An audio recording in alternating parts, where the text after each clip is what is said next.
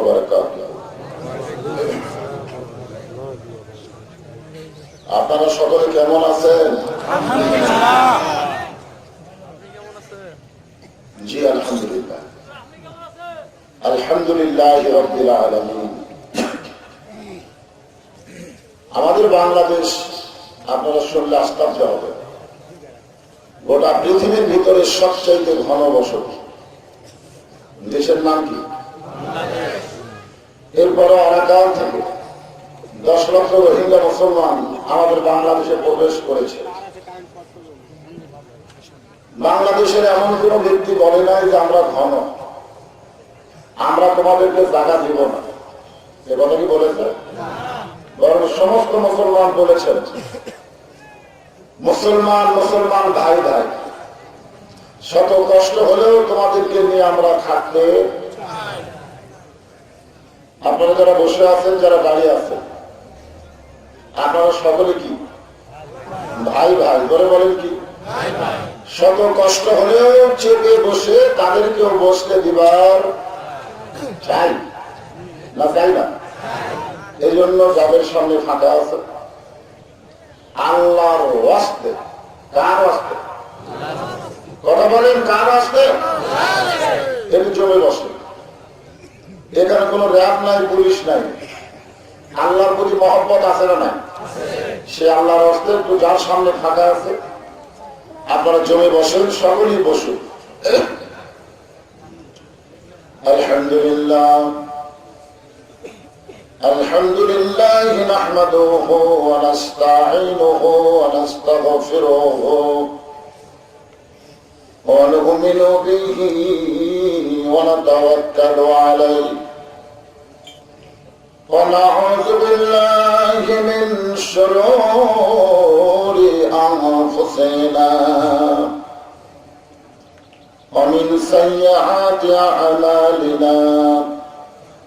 من يهدي الله فلا مضل له ومن يضلله فلا هادي له।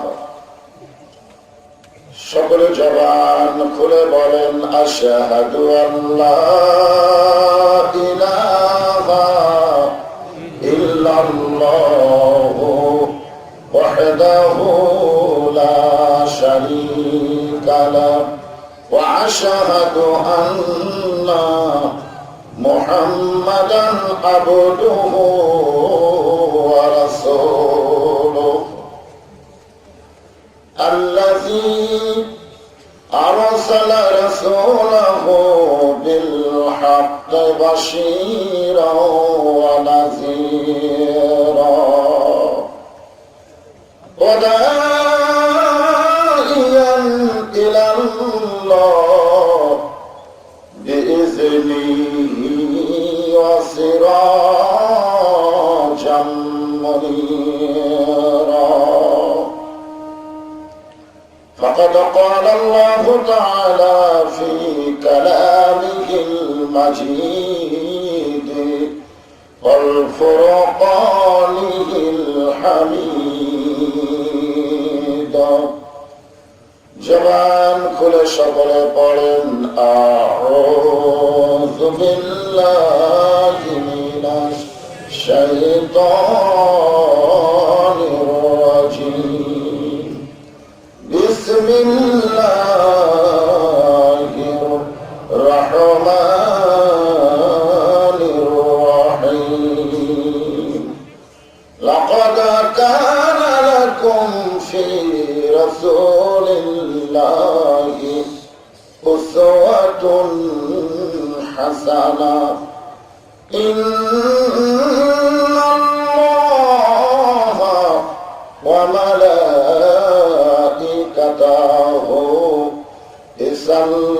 ইসাল্লুনা আলান নবী ইয়া আইয়ুহাল্লাযীনা আমানু সাল্লু আলাইহি ওয়া সাল্লিমু তাসলিমা। বালাগাল উলা বিকামালিহি كشف الدجى بجماله حسنت جميع خصاله صلوا عليه وآله اللهم آمين জান্নাতের বাগান থেকে জান্নাতি মানুষদেরকে নিয়ে গভীর রাতে আমি গুনাহগার তোমার রহমতের দরজায় দুখানা হাত তুলেছি আল্লাহ। হাসরের ময়দানে জাব্বার কাহার নামে রূপ নিয়ে তুমি যখন বিচার শুরু করবে, তোমার সামনে দাঁড়ায়া সমস্ত নবীরা নাফসি নাফসি বলে কাঁদতে থাকবে। এমন কঠিন অবস্থা হাসরে হবে, সেদিন সমস্ত নবী তার উম্মতকে ভুলে যাবে, শুধু বলবে আল্লাহ আমার কি হবে, আমার কি হবে। একমাত্র দরদি নবী শাফাতের কান্ডারি ইয়া রব্বি হাবলি উম্মতি বলে সেজদায় পড়ে যাও। সেই কঠিন মুসিবতের সময় আজকের এই মাহফিলকে ওসিলা করে আমাদের সবাইকে রাসূলের উম্মতের কাতারে আল্লাহ কবুল করে নিও। সুবহান রাব্বিকা রাব্বিল ইজ্জাতি আম্মা ইয়াসিফুন ওয়া সালামুন আলাল মুরসালিন আলহামদুলিল্লাহি রাব্বিল আলামিন বিরহমাতিকা ইয়া আরহামার রাহিমিন লা ইলাহা ইল্লাল্লাহ।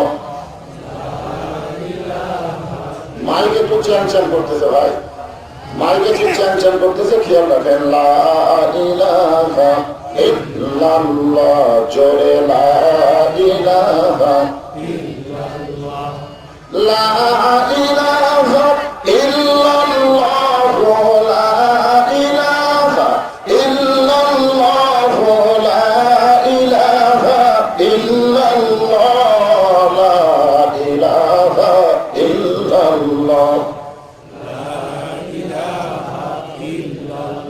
চাঁদ সূরজের গ্রহ তারা আল্লাহ নামের পাগল পারা, চাঁদ সূরজের গ্রহ তারা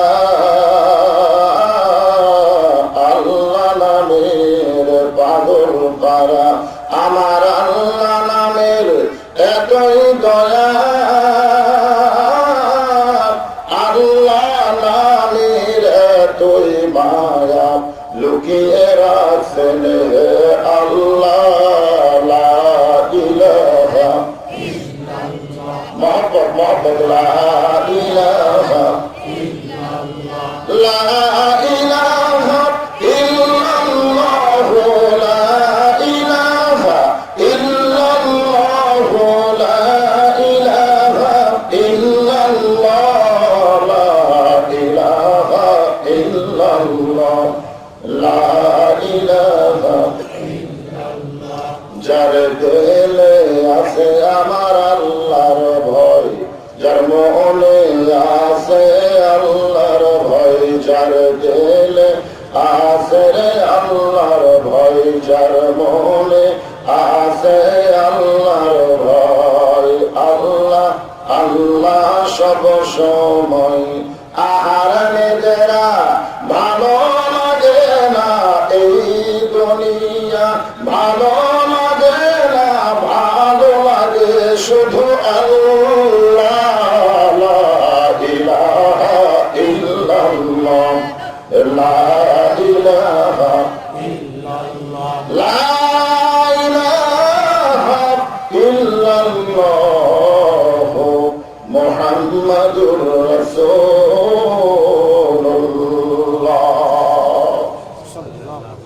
রাসূলের মহব্বত আমাদের সকলের অন্তরে আছে না নাই?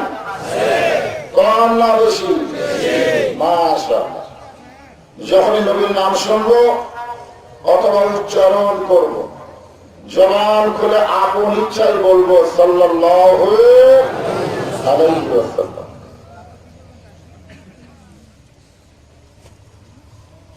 খামার জগন্নাথপুর ডাঙ্গাপাড়া যুব সমাজ কর্তৃক আয়োজিত আজকের এই ঐতিহাসিক তাফসীরুল কোরআন মাহফিল, এই মাহফিল আল্লাহ তাআলা যিনাকে সম্মানিত সভাপতি আসনে কবুল করেছেন, আমি আমার অন্তরের অন্তঃস্থল থেকে আজকের এই মাহফিলের সম্মানিত সভাপতিকে শুভেচ্ছা জ্ঞাপন করছি। এই মাহফিলের সম্মানিত প্রধান অতিথি, সম্মানিত বিশেষ অতিথিবৃন্দ, সম্মানিত ওলামায়ে কেরাম, এ জাতির শ্রেষ্ঠ সন্তান আলেম ওলামা, মাগরিবের নামাজের পর থেকে এত রাত পর্যন্ত কোরআন হাদিসের আলোকে যিনারা আলোচনা করলেন এবং অত্র এলাকা থেকে আল্লাহ যাদেরকে পছন্দ করে এই জান্নাতের বাগানে কবুল করেছেন, আমার সামনে যারা বসে আছেন, আমি আমার অন্তরের অন্তঃস্থল থেকে আপনাদেরকে শুভেচ্ছা জ্ঞাপন করছি। গোটা বাংলাদেশে ওয়াজ করতে যখন যাই, বিশেষ করে নতুন এলাকায়, আমি কিন্তু পার্বতীপুর এর আগে কোনোদিন আসি নাই, যদিও আমার ওয়াজ আছে কিন্তু আমি আসি নাই, ঠিক কিনা বলেন? এই জন্য প্রথম কোন নতুন এলাকায় গেলে আমার ভিতরে একটু চিন্তা হয়, কারণ আমি কি ওয়াজ করি জনগণ বোঝে না বোঝে। এই জন্য যেখানে যায় আগে শ্রোতাদের সঙ্গে অ্যাডজাস্ট হওয়ার জন্য একটু চেষ্টা করি। বাংলাদেশের বহু জায়গায় ওয়াজ করতে গিয়ে আমি দেখেছি শ্রোতারা হলো দুই দল। ধরে বলেন কয় দল? একদল শ্রোতা, তাদের চরিত্রটা এরকম, তারা কোরআনের আকর্ষণে মাহফিল আসে না, ইনারা আসে বক্তার আকর্ষণে। ধরে বলেন কার আকর্ষণ? কথা বলতে হবে, কার আকর্ষণ? কোরআনের আকর্ষণে আসে না। ওনারা কিন্তু চিন্তা ভাবনা করে যায় যে ওয়াজ যদি থাকে তাহলে আমরা বসবো, না থাকলে চলে যাব। এদেরকে বলা হয় আলগা শ্রোতা। ধরে বলেন কি শ্রোতা? আর একদম শ্রোতা আছে, তারা কিন্তু বক্তার আকর্ষণে আসে না, ওনারা আসেন আল্লাহর কোরআনের আকর্ষণে। এই সকল শ্রোতাদেরকে বলা হয় ডাবা শ্রোতা। ধরে বলেন কি শ্রোতা? আমি তো কোনোদিন আপনাদের দেখিও নাই, আপনারা আমার দেখলেন নাই, খালি শুনেছেন। আজকে আমি জানতে চাচ্ছি আপনারা আলগা না ডাবা? আরো জোরে জোরছে বলুন, কারা কারা আলগা শ্রোতা হাত তোলেন। মানে যিনারা তুলবার চাইতেন ওনারা কিন্তু ঠিক মতো না শুনেও তুলবার চাইছে, বলে কিন্তু আপনি যখন তুলবার চাইছেন মানে এই কথাটার প্রমাণ হয়ে গেল আপনারা সকলেই ডাবা শ্রোতা। ধরে বলেন কি শ্রোতা? গোটা বাংলাদেশের ভিতরে মুসলমানদের মধ্যেও দুই দল আছে। ধরে দল আছে না নাই? এক দল মুসলমানকে বলা হয় কালের মুসলমান। ধরে দল কিসের মুসলমান? যাই বলে আইরে সেই দিকে যাইলে বোঝা শোনা নাই।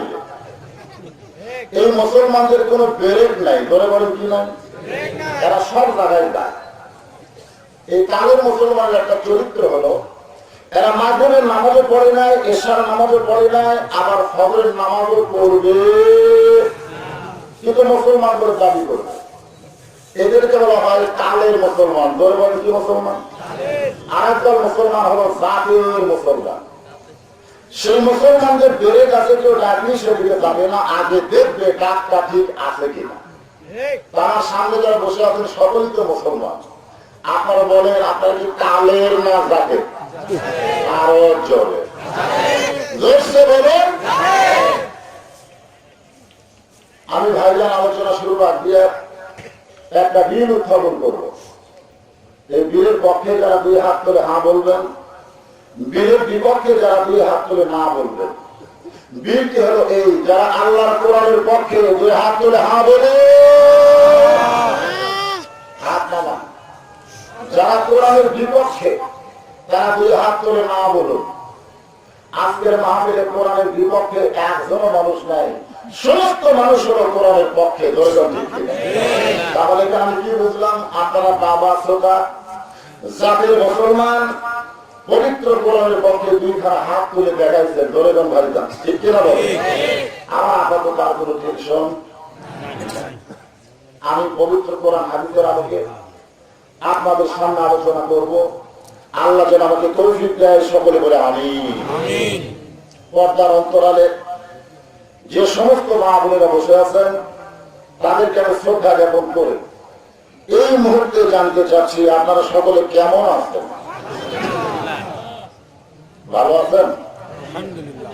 কি বললেন? আলহামদুলিল্লাহ।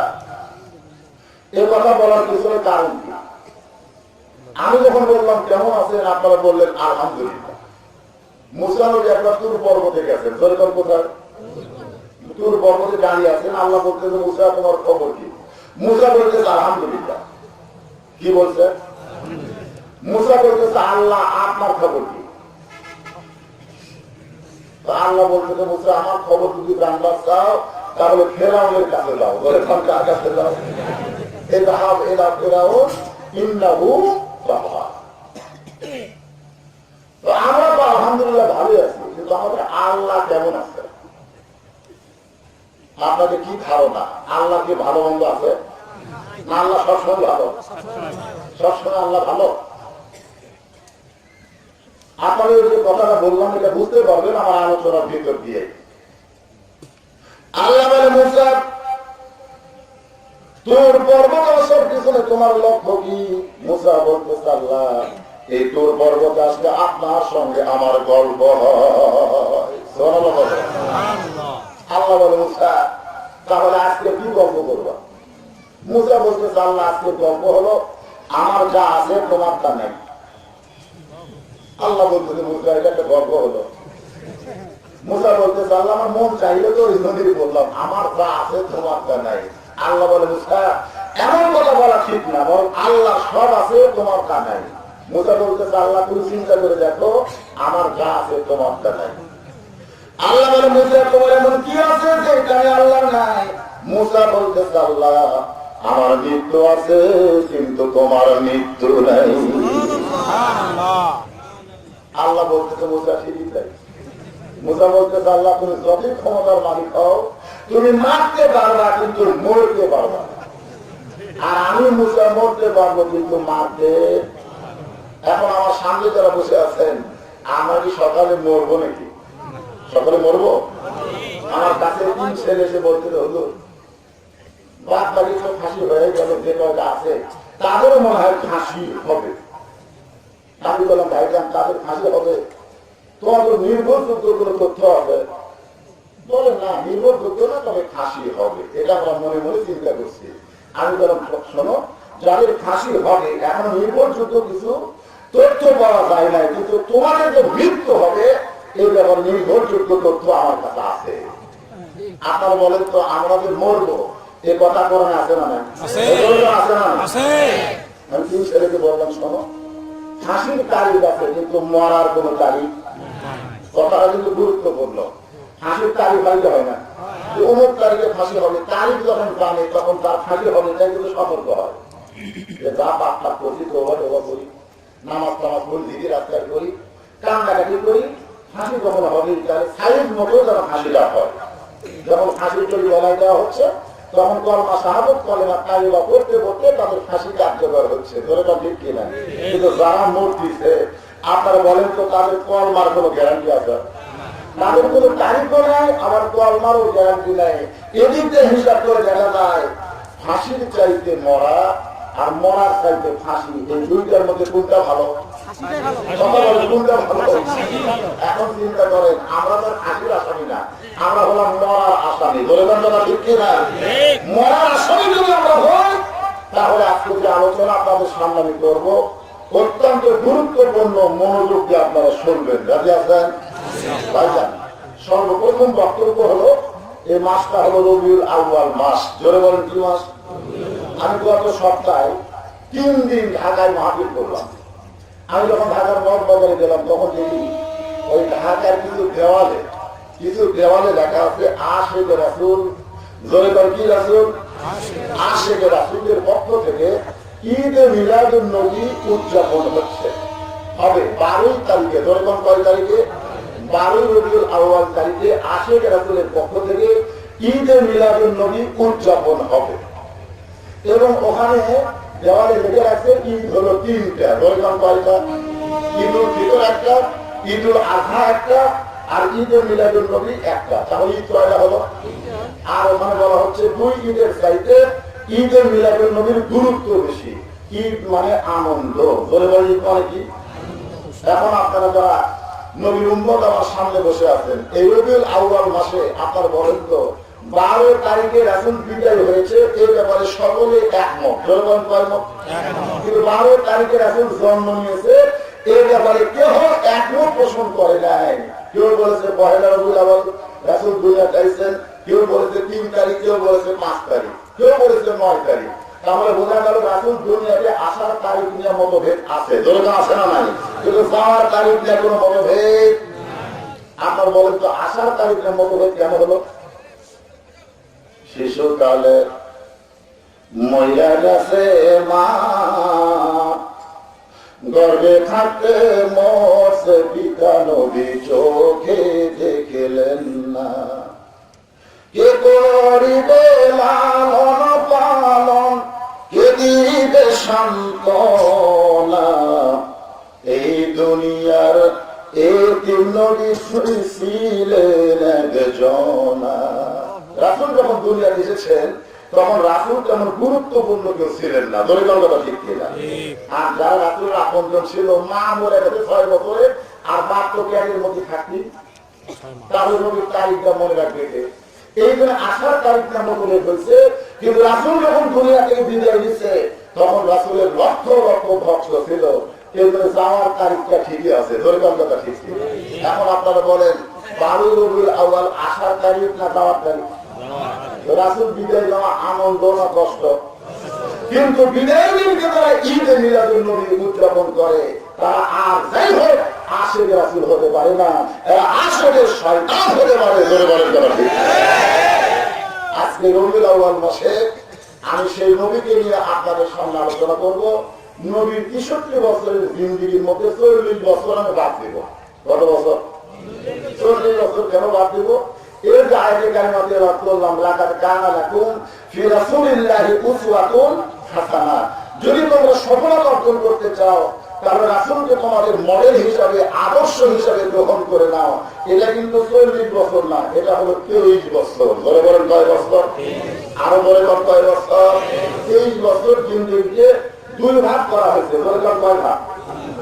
এক ভাগ জিন্দেগি হলো মক্কি, আর একটা হলো মাদানী। যদি তার একটা কি সবাই তো হাহাকার করবেন। এক ভাগ জিন্দেগির নাম হলো মক্কি জীবনী, 13 বছর, আর মদিনায় রাসূল ছিলেন 10 বছর। 13 আর 10 কত হয়? 23 বছর জীবন নিয়ে আলোচনা হবে।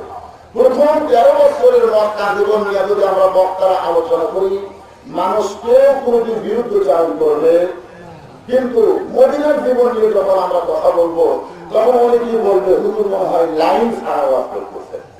ভাই আপনারা শোনেন, রাসূলের গোটা জিন্দেগীর ভিতরে 23 বছর জীবনে আমাদের গান দরকার আছে না নাই? দরকার আছে না নাই? এখন আসেন রাসূলের মক্কি জীবনী 13 বছরে প্রথম শুরু হয়েছে কখন? যখন গায়ে হীরার ভিতরে রাসূল 3 বছর সাধনা করেছেন। নবীর বয়স যখন 37 বছর। বলে বলেন কয় বছর?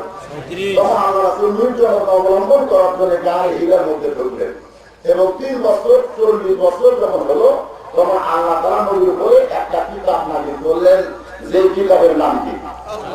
আরো বলে তো আজকে এখানে কি হয়েছে? ঐতিহাসিক তাফসীরুল কোরআন মাহফিল। তাহলে এখন আপনারা বলেন এই কোরআনের গুরুত্ব আছে না?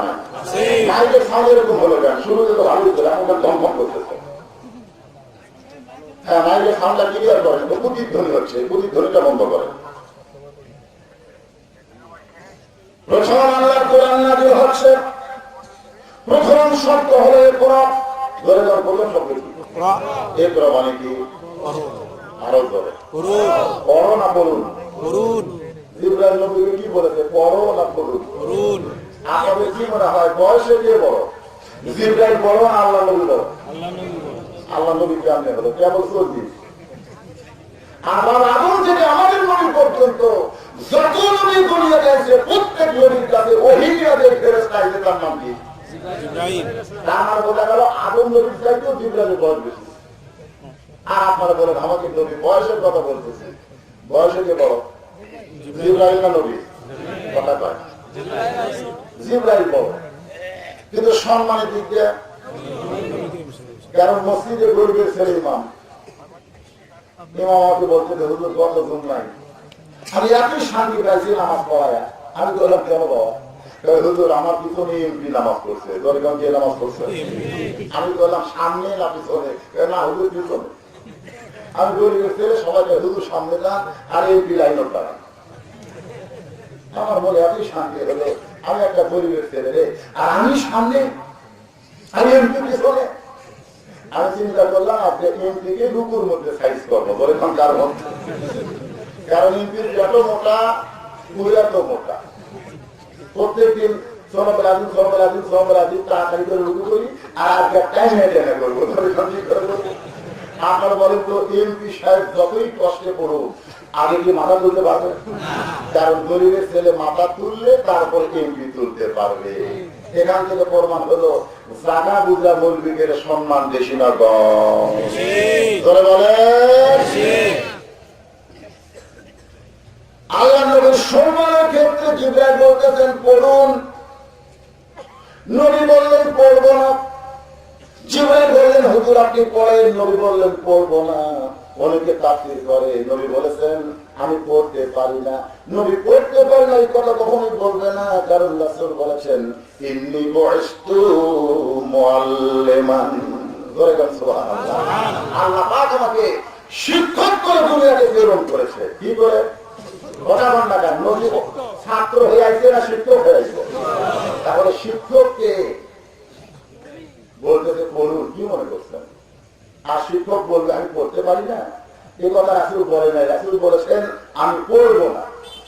ফেরেশতা জিবরাইল বলেন হুজুর কেন পড়বেন না? নবী বললেন পড়তে বললেন পড়বো, এমন আমি ছাত্র হব না, আগে আমার জানতে হবে পড়ার ধরনটা কি। যখন বাবা তার ছেলেকে বলতেছে পড়ো, প্রত্যেক ছেলে বাপকে পড়া দরকার। আপনি পড়তে বলি পড়বো না, আগে জানতে হবে পড়ার ধরন কি। বাপ বলতেছে জালিকাল কিতাবুল লা রাইবা ফীহি হুদাল লিল মুত্তাকিন, এমন একটা কিতাব তোমাকে পড়তে বলতেছি যে কিতাবের মধ্যে কোনো সন্দেহ নাই। আর মাধ্যমিক বলে পড়ো, একদম বাথরুম ঘোরানোর সাথে আর ধরলো চাদর বাঁধবে, বাঁচতে বাঁচতে চললো ঢুলি ঢুলি গেল কমলা ফুলি। তখন প্রত্যেকটা ছেলের বলা উচিত হলো প্রত্যেকটা কথা মিথ্যা, এই পড়া আমি পড়বো না। ধরে করবো না, ঠিক না? আজকে আমাদের বাংলাদেশের মুসলমান ছেলেরা কোরআন বেশি পড়বার চায় না মিথ্যা বেশি পড়বার চায়? পড়তে বললি পড়া পাবে না, আগে দেখতে হবে পড়ার ধরনটা কি। আজকে যারা কোরআন পড়তেছে মাদ্রাসায় দেখছেন তাদের চরিত্র, আর যারা প্রাইমারিতে পড়তেছে তাদের সাইজ। একটা হলো চরিত্র, একটা হলো সাইজ। বলেন সাইজ বলেন। এই মাদ্রাসায় যারা পড়ে তারা পেশাব করে পানি খরচ করে উজু করে, জিজ্ঞাসা করা হলো পেশাব করে পানি খরচ করে উজু কেন করতেছ? বলে আল্লাহ কোরআন যদি পড়তে চাই আগে নিজের শরীরটা পবিত্র করতে হবে। আর প্রাইমারি ছেলেরা যখন পড়ে ওরা পেশাব করে পানি দেয় না। কেন দেয় না? কারণ এদের কেমন একটা শিক্ষা দেওয়া হবে যে শিক্ষা ধরতে গেলে পবিত্র থাকা লাগবে। এই কথা কেউ কোনদিন বলে নাই। কোরআনও পড়া আবার হাই স্কুল প্রাইমারিতে পড়া, দুইটাই পড়া ধরে কথা ঠিক না। এই জন্য রাসূল বললেন জিবরাইল তুমি পড়তে বললে পড়বো না, আগে আমার জানতে হবে পড়ার ধরন কি। ফেরেশতা জিবরাইল বললেন বিসমি রাব্বিকাল্লাযী খালাক, যে আল্লাহ আপনাকে সৃষ্টি করেছেন সে আল্লাহর নামে পড়ে। রাসূল বললেন জিবরাইল যে পড়ার মধ্যে আল্লাহ আছে এই পড়া পড়তে আমার কোনো আপত্তি নাই। এখন আপনার বলেন কোরআনের মধ্যে কি আছে? কথা বলেন না, কোরআনের মধ্যে কি আছে? আল্লাহ আছে না নাই? নবী সেই কোরআন পাইলেন গাড়ি হিরায় 3 বছর সাধনা করার পরে যখন কোরআন পাইছে নবী গাড়ি হীরা থেকে নিচে চলে আসলেন। মা খাদিজা বহুদিন কইছে হুজুর 3টা বছর যে গাড়ি হীরার মধ্যে ছিলেন, মন কি চায় না আর একবার গাড়ি হীরায় যাইতে? রাসূল বলে, খাদিজা রে, গাড়ি হীরার মধ্যে যার জন্য সাধনা করেছি সেই কোরআন যখন পাইছি, তাহলে গাড়ি হীরায় যাবো কেন? বরং কোরআন নিয়ে এখন দুনিয়ার অন্ধকারকে দূর করতে হবে। এই জন্য একটা স্লোগান আছে, আল কোরআনের আলো। আসলে আল্লাহ রাসূল যখন ঘরের মধ্যে কোরআন পড়তেন, তখন আবু জেহেল উতবা সাহেবরা খুবই খুশি, খুব খুশি। কারণ তারা বাহিরে থেকে কোরআন শুনতো, আবু জেহেল বলতো, এত সুন্দর কোরআনের বাণী, মনে হয় সারা জীবন শুনি। আবু সুফিয়ান বলতেছে, যদি কোরআন ঘরের মধ্যে পড়তে পড়তে বাইরে আসে, আবু জেহেল বলতেছে, বাইরে আসলে বিপদ রে, ঘরের মধ্যে থাকলে কোনো বিপদ নাই, কিন্তু বাইরে আসলে আমাদের ঘোরা নেতৃত্ব চলবে না। ধরে কেন কথা শিখবে? আবু সুফিয়ান বলে, তাহলে কি করবেন? বলে, যেমন করি হোক কোরআন ঘরের মধ্যে রাখতে হবে, ঘরের বাইরে আনা যাবে না। সবাই যখন ঘুমায় গেছে, ওই গভীর রাত্রে 5 জন নেতা, ধরে পান কয়জন? আবু জেহেল, আবু সুফিয়ান, আবু লাহাব, 3টা হলো আবু। ধরে কোন? একটা নাম হলো কি? আবু জেহেল। আসলে কিন্তু ওনার নাম আবু জেহেল না, ওমর ইবনে হিশাম, কিন্তু হক না বলার কারণে নাম হয়েছে আবু জেহেল। আবু সুফিয়ান, আবু লাহাব, তাব্বাত ইয়াদা আবি লাহাব, আছে না নাই? উতবা সাইবা, এই 5 জন নেতা নবীর ঘরের মধ্যে ঢুকছেন। আল্লাহ রাসূল বলেন, খাদিজা একটু খানির জন্য ঘর থেকে বাইরে যান। মা খাদিজা যখন ঘর থেকে বাইরে যায়, এমন সময় 5 জন নেতা ঘরের মধ্যে ঢোকে। খাদিজা এইভাবে দরজার ফাঁক দিয়ে তাকাই দেখতেছে, এই 5 জন নেতা নবীর সঙ্গে খারাপ ব্যবহার করে না ভালো ব্যবহার করে। কিন্তু মা খাদিজা তাকাই দেখে, বড় নেতা আবু জেহেল নবীর 2টা হাত চাইবা করে বুকের মধ্যে নিয়ে বলতেছে, বাদাম খামাটা গন্ডগোল করে লাভটা কি? প্রস্তাবটা কি দেখেন, খামাটা গন্ডগোল করে লাভটা কি? বরং তুমি ঘরের মধ্যে কোরআন পড়বে, আর আমরা বাহির থেকে তোমার কোরআন তেলাওয়াত শুনবো। তুমি যদি চাও ওই বুড়িবউ তুমি তালাক দাও। 25 বছরের একটা যুবক 40 বছরের বিধবাকে বিয়ে করেছো, সেই খাদিজা যদি তোমার পছন্দ না হয়, নতুন একটা সুন্দরী যুবতী তোমার সঙ্গে বিয়ে দেওয়া হবে। যদি তুমি চাও বাজান, মক্কার মধ্যে সবচেয়ে ধনী করে দেওয়া হবে। যদি তুমি চাও যত ভালো ভালো খাবার তোমার সামনে হাজির করে দেওয়া হবে। তবে শর্ত হলো ঘরের মধ্যে কোরআন শরীফ থাকবে, ঘরের বাইরে কিন্তু যাওয়া চলবে না। রাসূল বললেন, চাচা যেগুলো আমাকে দিবার চাইছেন সেইটা আরো দূরের কথা, যেটা কোনোদিন দিবার পারবেন না, সেইটাও যদি আমার সামনে হাজির করতে চান, এই কোরআন হলো অন্ধকারের আলো। যেখানে কোরআন থাকবে সেখানে কোনো অন্ধকার থাকবে না। এই জন্য স্লোগান হবে, আর কোরআনের আলো সব জায়গায় জালো, আর কোরআনের আলো সব জায়গায় জালো। আপনারা কি কোরআনের পক্ষে হাত তুললেন, আর কোরআনের পক্ষে স্লোগান দেবেন না?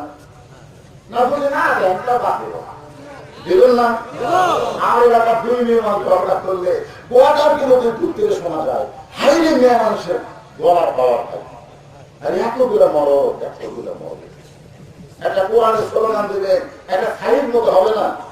টুটির মধ্যে শয়তান ঢুকছে, গলা খাগার জানতে দেখে।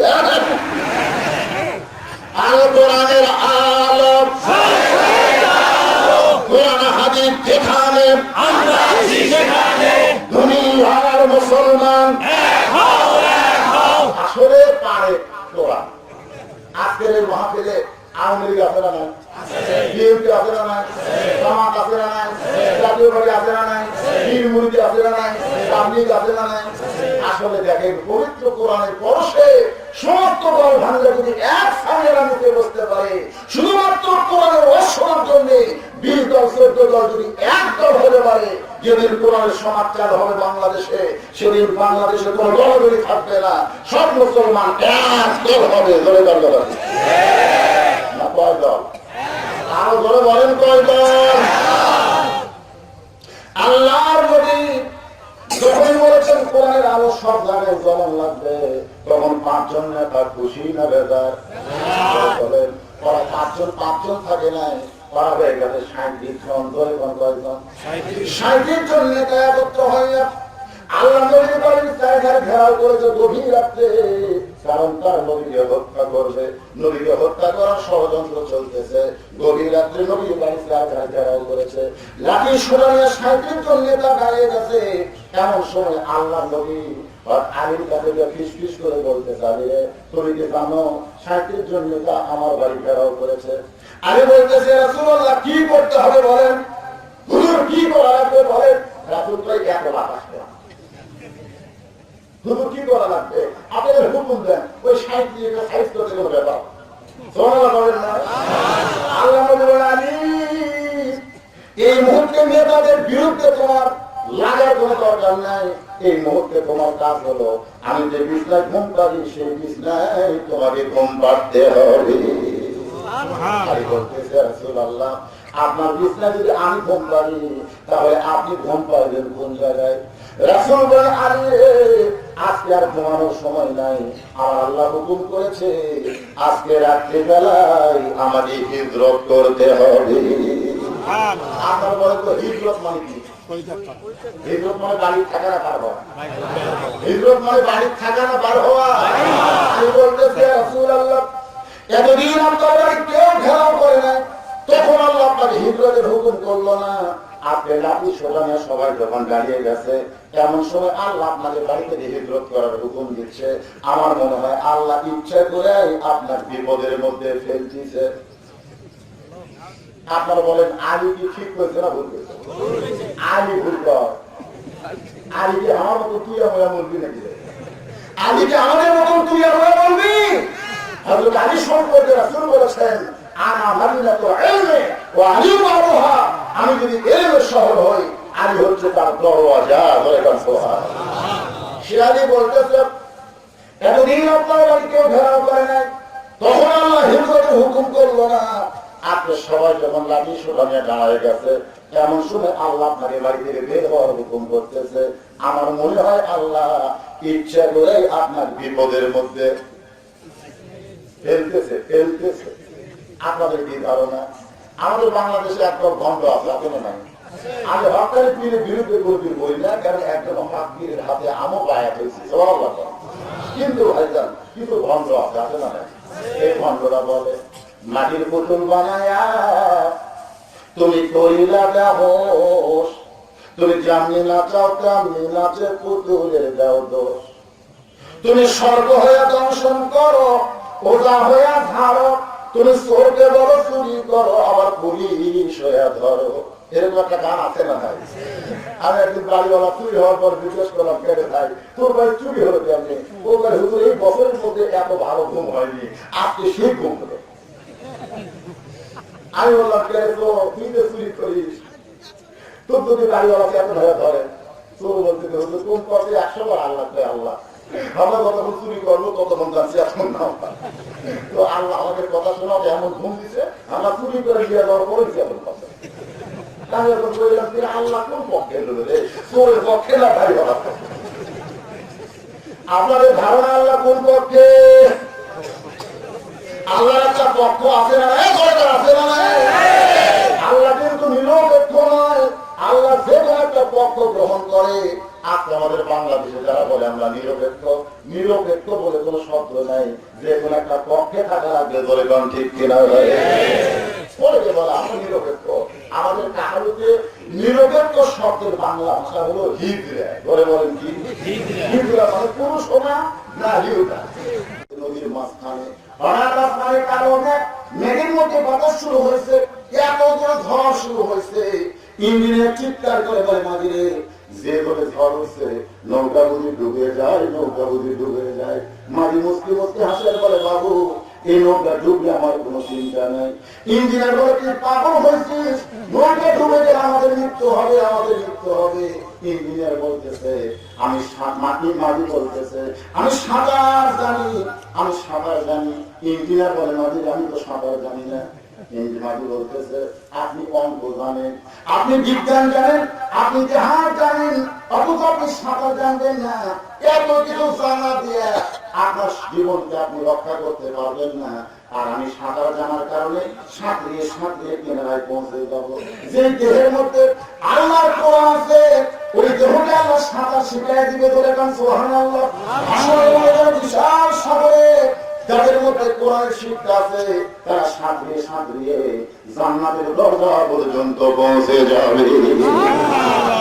আপনারা বলেন সাঁতার জানার দরকার আছে না নাই? শুধু কোরআনের তাফসীর শুনবেন, কোরআন শুনবেন, কিন্তু কোরআন পড়বেন না। এই কোরআন যারা পড়বে তাদের সম্পর্কে আল্লাহ রাসূল বলেছেন খায়রুকুম মান তাআল্লামাল কোরআন ওয়া আল্লামা। হাদিসের ব্যাখ্যায় একটু পরে আসতে খেয়াল করেন, নবী যখন মারছে এভাবে বাড়িতে 3টা আয়াত সূরা ইয়াসিন থেকে সবগুলো চোখের মতো বালু ধরে ঢুকে যায়। আপনার বলেন তো হাতে রক্ত হাত থাকবে না? কুটি ফেলে দিয়ে নবী ভাই আল্লাহ রে নাকি সোনানিয়া তারা আমার মারামারি বাড়ি খেলা করছে, তাদের অস্ত্র মাটি পড়ে গেল। এখন আপনারা বলেন আল্লাহ পারে না? পারে না? আমি যে হে আপনার সাহেব আছে এখানে ওই জায়গাতে নবী বের হয়ে চলে গেলেন গভীর রাত্রে আবু বকরের দরজায়। আল্লাহ নবী ছিলেন নেতা আর আবু বকর হলেন কর্মী। নেতার চোখে ঘুম নাই, কর্মী কেমন ঘুমায় যাচাই করার জন্য রাসূল আস্তে করে ফোঁকা মারলে সঙ্গে সঙ্গে কর্মী দরজা খুলে দেয়। রাসূল বলে আবু বকর এই গভীর রাত্রে তোমার বাড়িতে আসতেছি, তুমি কি জানো বাবা? আবু বকর বলে হুজুর কয়েক মাস পূর্বে বলেছিলেন একদিন গভীর রাত্রে মক্কা থেকে মদিনায় হিজরত করা লাগবে, আমাদের সঙ্গে করে আপনি মদিনায় যাবেন। সেদিন থেকে আজ পর্যন্ত কোন রাত্রিবেলা আমি আবু বকর ঘুমাই নাই, বরং আপনার সঙ্গে হিজরতে যাওয়ার জন্য সারি ধরে বসে আছি। রাসূল বললেন চলো যাই, যে বলতে চলো যায় সঙ্গে সঙ্গে আবু বকর নবীর সঙ্গে রওনা দেয়। রাসূল আবু বকর চলো যাই বললাম, রওনা দিলা, একটা বার কি তুমি ঘরের মধ্যে ঢুকবা না? যে ঘরে তোমার বিবি আছে বাচ্চা আছে তাদের সঙ্গে কি তুমি শেষ দেখাটা করবা না? আবু বকর বলে রাসূলুল্লাহ যেদিন থেকে ঈমানের কলেমা গ্রহণ করেছি সেদিন থেকে ঈমান আমাকে শিক্ষা দিয়েছে আল্লাহ নবী যদি ডাক দেয় পেছন দিকে তাকানোর কোনো সুযোগ নাই। লিল্লাহি আল্লাহ নবীর ডাক আছে না নাই? যে কোনো মুহূর্তে মুসলমানের উপর ডাক আসতে পারে। এই ডাক যখন আসবে তখন মুসলমান আর বাড়ি ঘরে থাকতে পারবে না, আল্লাহর জন্য নিজের জানকে কুরবানির জন্য মুসলমান রাজি হয়ে যাবে। আবু বকরকে নিয়ে রওনা দিলেন মক্কা থেকে। খুব খেয়াল করবেন হিকমত, কিন্তু এটা হিকমত। মক্কা থেকে মদিনা হলো উত্তর দিকে, ধরে কোন দিকে? কিন্তু আল্লাহ রাসূল আবু বকরকে নিয়ে রওনা দিয়েছেন পূর্ব দিকে, ধরে কোন দিকে? আবু বকর বলে হুজুর আপনি কি রাস্তা ভুল করতেছেন নাকি? মক্কা থেকে মদিনা উত্তর দিকে, অথচ আপনি পূর্ব দিকে যাচ্ছেন। রাসূল আবু বকর পূর্ব দিকে যাওয়ার হিকমত হলো ওই যে একটা পাহাড় দেখতেছে, ওই পাহাড় নাম হলো বিশাল একটা পাহাড়। ওই পাহাড়ের মাথায় একটা গর্ত আছে, সেই গর্তের নাম আমরা সকলে জানি গাড়ে সুর। ধরে বলেন নাম কি? আপনারা যারা হজ করেছেন অনেকে কিন্তু গাড়ে হিলাই উঠছেন, কিন্তু গাড়ে সুরে কিন্তু উঠতে পারে না, কারণ ৫,৬০০ করে গাড়ে সুর। ওই গাড়ে সুরের মধ্যে আমাদের আত্মগোপন করা লাগবে। আবু বকর বলে রাসূলুল্লাহ আমি আপনাকে চিনতে পারলাম না, আত্মগোপন করবেন কার ভয়? রাসূলুল্লাহ আবু বকর আত্মগোপন কারো ভয় না, আত্মগোপন হলো আল্লাহর হুকুম। সুবহানাল্লাহ। জয়পুরহাট নাম শুনতে জয়পুরহাট, ওখান থেকে একদম আমাকে মোবাইল করে বলছে হুজুর আপনি কেমন আছেন? আমি বললাম আলহামদুলিল্লাহ। আমি বললাম ভাই আপনি কেমন আছেন? নাউজুবিল্লাহ। আমি বললাম নাউজুবিল্লাহ কেন? বলে হুজুর আমি মুয়াজ্জিন আযান দিচ্ছি, আকামত দিচ্ছি, কিন্তু ইমাম নাই। আমি বলি ইমাম না থাকার পিছনে কারণ? বলে কয়েকদিন হলে পুলিশ ইমামকে খুঁজতেছে, আর পুলিশের ভয়ে ইমাম আত্মগোপন করেছে। আমি বললাম আলহামদুলিল্লাহ। মুয়াজ্জিন বলে হুজুর আপনি পাগল হয়েছেন, পুলিশের ভয় ইমাম ঢুকে আছে আর আপনি আল্লাহ শুকর আদায় করলেন। আমি বললাম মুয়াজ্জিন ইমামকে পুলিশ কেন খুঁজতেছে? আরে তদন্ত করো, ইমাম কি গাঁজা বেচে না হিরোইন বেচা খায়? ইমামের অপরাধ কি একটু তদন্ত করে জানতো ভাই। 2 দিন পরে মুয়াজ্জিন আমাকে বলছিল হুজুর ইমামের মারাত্মক অপরাধ আছে। আমি বললাম সেই মারাত্মক অপরাধ কি?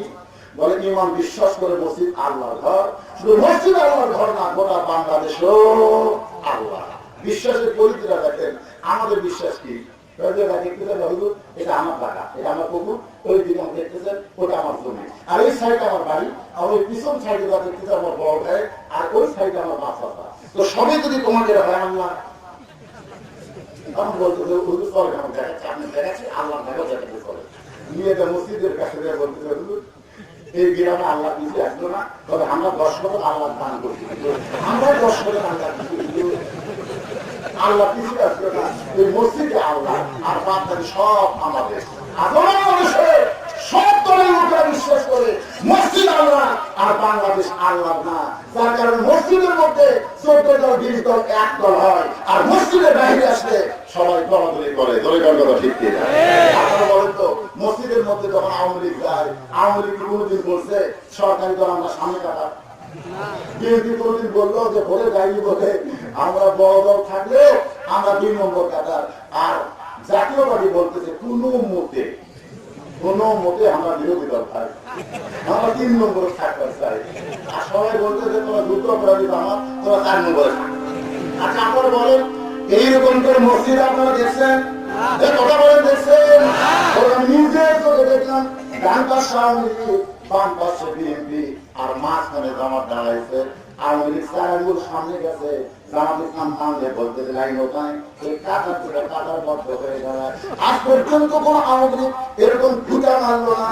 তুই যুদ্ধ অপরাধী দল, যে আমার টাইমসকে আমার কাছে জানাই দিতেন, কারণ আওয়ামী লীগ জানে, বিএনপি জানে, জামাত জানে, এই ঘরের মধ্যে কোনো দলাদলি করবে না। এই ঘর হলো আল্লাহ, এখানে সবাইকে এক কাতারে নামাজ পড়তে হবে।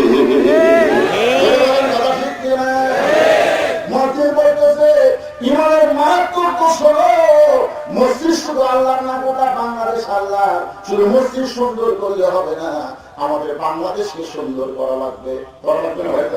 আমার বাড়ি থেকে মসজিদ 100 ঘর দূরে, আপনি জোরে না করার জন্য উজু করে রওনা দিচ্ছেন, আপনার মুখে সুবহানাল্লাহ আলহামদুলিল্লাহ আল্লাহু আকবার এই তাসবিহ করতে করতে আপনি মসজিদে যাচ্ছেন, কিন্তু রাস্তার মধ্যে 2টা ব্রয়লার মুরগি, ধরে দাম কি মুরগি, ব্রয়লার মুরগি বলেন না, আমরা লাগবে অতি ঘটে ওই 2টা ব্রয়লার মুরগি আপনার 2 চোখে পড়ছে। মশা পড়লে তোলা যাবে, পোকা পড়লে তোলা যাবে, কিন্তু 2টা ব্যাপারটা নারী যদি আপনার 2 চোখে পড়ে আপনি কি বুঝতে পারবেন? এখন সামনে কাতারে নিয়োগ করছি কাবাদের শরীফ আছে, আল্লাহু আকবার, মুখ আছে কাবার দিকে আর চোখ আছে শেরদার দিকে, আর মন খালি বলতেছে রাস্তা কি দেখলাম। আপনারা বলেন নামাজ হবে? তাহলে যদি আপনি নামাজ আদায় করতে চান, শুধু মসজিদ ভালো রাখলে হবে না, বাড়ি ভালো রাখলে হবে না, ওই রাস্তাগুলো আপনার নিরাপদ হতে হবে। ধরে গঙ্গাটা ঠিক কিনা? রাস্তা নিরাপদ মানে কি বলতে, শুধু রাস্তায় করে কি নিরাপদ রাস্তা, এত ভালো রাস্তা কোথাও নাই, ওটাকে রাস্তা নিরাপদ বলা হয় না। সেদিন ষোড়শী নির্জন পথে যাবে, কোন জন কটু কথা কবে না, পথে আর প্রাণ করে সম্পদের মোহে করে, কোন আর রাহাজানি হবে না। সবাই বলেন যদি মেনে চলি কোরআন আর রাসূলের বিধান, সকলেই শান্তিতে থাকবে। বাংলার আকাশে কলেমার পতাকা যেদিন দুলবে। আপনাদের আশা আছে না? আছে না? নেতা বলতেছে রাস্তা করে দিলাম, কালভার্ট করে দিলাম, ব্রিজ করে দিলাম, এত কিছু করলাম, তারপর আমাকে গ্রেফতার করে না। আমি নেতারা বললাম নেতা সবই করে দিচ্ছেন, কিন্তু ব্রিজের তলেতে টাকা তুলা থাকে। রাস্তা ভালো করলে, কিন্তু রাত 10টার সময় যাওয়ার সময় যদি গাছ ফেলে রাস্তা ফেলে দিয়ে চিন্তাই করতেছে, তাহলে রাস্তা কি ভালো আছে? এখন চিন্তায় বন্ধ করতে গেলে কি করা লাগবে? শোনেন আগে মুক্তি জীবনী হিজরতের কাহিনী, তারপরে আমি মদিনার জীবন 10 বছর আপনাদের সামনে একে একে তুলে ধরবো। ভাইজান আপনার কি মন খারাপ করতেছেন? ওই গাড়ি সুরের মধ্যে অবস্থা রেখে নিয়ে নবী আত্মগোপন করেছে। এমন সময় সকাল হয়ে গেল, রাত শেষ হয়ে গেল, আবু জেহেল মুসকি মুসকি হাসে। আবু সুফিয়ান বলে হাসেন কেন নেতা? বলে হাসার কারণ হলো যে পড়া দিলাম আমাদের ভয় বাড়াই দিলে, আমাদের ভয় বাড়াই দিলে। আবু সুফিয়ান বলতেছে বাড়াই দিয়ে যখন কি করবে? না এরকম 37 জন নেতা একত্র হওয়া খুব কঠিন, আজকে মনে একত্র হয়েছি, আজকে ফয়সালা করেই ছাড়ে। তোর পাশ সাইডা বলে কি ফয়সালা করবেন? ফয়সালা হলো দরজা খোলে, দরজা খুলে টাইনা দাঁড়ি করে আজকে আমরা শেষ করে আল্লাহ নবীর ঘরের দরজা খুলে নবীকে হত্যা করা নিয়তে। আবু জেহেল স্বামীর ঘরের দরজা খোলা থাকে দেখে ওরে কামনে চাদর দিয়ে ঘুম পাচ্ছে, চাদরের তল থেকে নাকের সাউন্ড শোনা যাচ্ছে। সাইকেল জন্য কি এক মারার জন্য আমরা এখন এক মারার জন্য আমরা এখন এইভাবে ঘুম পায়। আবু জেহেলের একটা দেখা ছিল, নাম হলো উইদ্দিন মুগিরা। ধরে বলেন নাম কি? প্রত্যেকটা নেতাদের দেখা আছে না, দেশের নেতার সাথে ক্যাডারের মতান। আমার এলাকার এক ক্যাডার বলছে, আমি কাজ করি আগামীকাল সকাল 10টায় তোর হাত পা ভাঙ করে যা। তোর সময় জানতে দিলাম সকাল 10টা। লোকটা খুব সর্বসাধারণ লোক, বাড়িতে একেবারে কান্দতেছে। বউ বলে কান্দো কেন? বলে কান্দার কারণ হলো সকাল 10টা। সকাল 10টায় হাত পা ভাঙবে, এই জন্য কান্দতেছি। বউ বলে কি করছো? সকাল 10টায় হাত পা ভাঙবে আর তুমি সন্ধ্যাবেলায় কান্দো? দেশের কি বিচার নাই? দেশ কি মনের মূল্য ধরো যে সকাল 10টায় তোমার হাত পা ভাঙবে? চেয়ারম্যান আছে, মেম্বার আছে, মাতব্বর আছে, তাদের কাছে বিচার দাও না। স্বামী কালে বুঝতে বুঝতে হাসে। বউ বলে হাসো কেন? বলে হাসার কারণ হলো তুই বন্ধু শুধু অসুবিস না। শুনি তো তোমাদের মধ্যে হুজুর কি করছে? 3 বছর ধরে আমের চাষ করেছে, সেই চাপাই নবাবগঞ্জের মিষ্টি আম। 3 বছর পরে এখন জ্যৈষ্ঠ মাসে আমরা দেখতে যাচ্ছে আম ধরলো তো পাকলো কিনা। দেখতে দেখে ছোট্ট একটা বাচ্চা গাছের ঢালে বসে পাকা আম গাছের কাছে পাকতেছে আর ব্যাগের মধ্যে তুলতেছে। বাগানের মালিক আমি খাই নাই, আমার বছর কেউ খাই নাই, আর তুই আমার কাছে যে আম কাটতেছিস তোর বাবুর যা বিচার দেবো রে। ছেলেটাকে মুসকে মুসকে হাসে। বাগানের মালিক বলে হাসিস কেন? বলে আমার বাবা কোথায় যা বিচার দেবেন? আমার বাবাও তারা কাছে করেছে।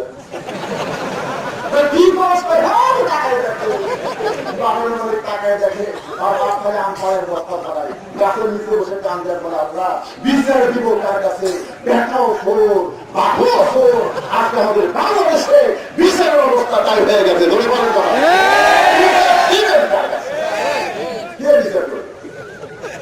স্বামী চোখের পানিয়ে বলতেছে, ছেলেটা সকাল 10টায় হাত পাও ভাঙবা চলছে, উনি তো চেয়ারম্যানের ফাঁসি করে এখন চেয়ারম্যানকে বিচার দিলে আমার বিচার হবে না। বউ বলে তাহলে তুমি কাঁদতেছো কার কাছে? স্বামী বলতেছে যার কেউ নাই তার আল্লাহ আছে। বউ বলতেছে তোমার আল্লাহ কি করবে? তোমার আল্লাহ আসমানে আর তুমি এখন দুনিয়া, আল্লাহ কি করবে? স্বামী বলতেছে দেখি কান্দে দেখি আল্লাহ কি করে, চোখের পানির দাম আছে কিনা। যে বেটা হুমকি মারছে সকাল 10টায় হাত পা ভাঙবে, ওর বউ দুপুর বেলা টাইলসওয়ালা গোসলখানায়, টাইলসওয়ালা গোসলখানা বলবেন না, ওই টাইলসওয়ালা গোসলখানায় প্যান্ট শার্ট পরিষ্কার করছে। কিন্তু প্যান্ট শার্ট পরিষ্কার করলে কি হবে? সাবানের ফ্যানটা পরিষ্কার করে দেয়। ওই যে খাওয়ার পরে সাবানের ফ্যানটা হয়ে গেছে, ওই যে পানিতে ধুয়ে দেওয়া লাগবে, ওটা মনে নেই। কারণ মেয়ে মানুষের অনেক কিছু মনে থাকে না। আমার এলাকায় এক মেয়ে তরকারি গ্যাসের চুলে তরকারি তুলে দিয়ে আসলে স্টার বসা দেখতেছে, রাত্রে দেখবা পাইনি কারণ গেছে বুঝলেন, ওরা দিনের 11টায় দিচ্ছে, আমার ঘুরে দিচ্ছে। তখন স্টার বসায় এসে দেখতেছে 8 ঘন্টা নাটক দেখতে আছে, এদিকে তরকারি পুড়ে তাইলে পুড়ে রাস্তা দিয়ে জনগণ যাচ্ছে বলতেছে এইবার দিকে মানুষ হয়ে গেল, সব পুড়ে ছাই হয়ে গেল। হায় হায়, মেয়ে মানুষের স্টার বসার বিধান আছে না নাই? এই দুটা চ্যানেল আসার পরে মেয়েরা তাল ছাড়া হবে, ওরকম কি তাল ছাড়া। এখন যে সাবান গুলো ফিরে দেওয়া লাগে ওরা বইয়ের মনে হয় ওই টাইসের উপর ঠান্ডা করে আস্তে আস্তে শুকে শুকে ল্যাংটা হয়ে গেছে। ওরকম কি হয়ে গেছে? গোলটা ভাষা হলো ল্যাংটা, আর আমাদের দিনাজপুরের ভাষা কি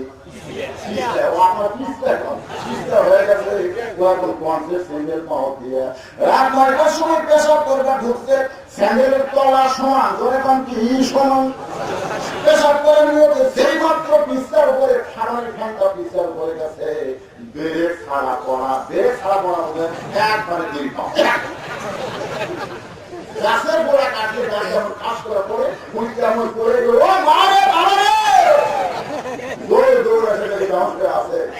চোখে মুখে পানি করার পড়েছে, মুসকাই বলতেছে মা যা নাই, ধরে বলেন কি আরো ধরে বলেন কি। সকাল 10টায় হাত পা ভাঙবার আছে, আর রাত 9টার সময় কি গেছে। এখন বউরা মেডিকেল কলেজে অ্যাম্বুলেন্স গ্রুপের সাথে মোবাইল করতেছে, বউ আমার সঙ্গে হঠাৎ এরকম হয়ে গেল।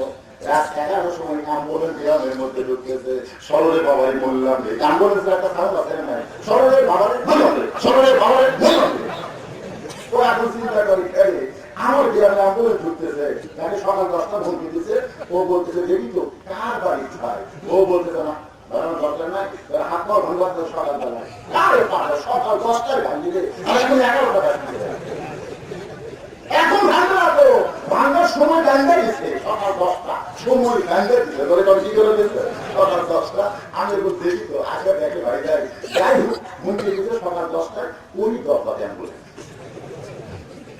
দূর থেকে টাকায় থেকে কাকে কষ্টা এরকম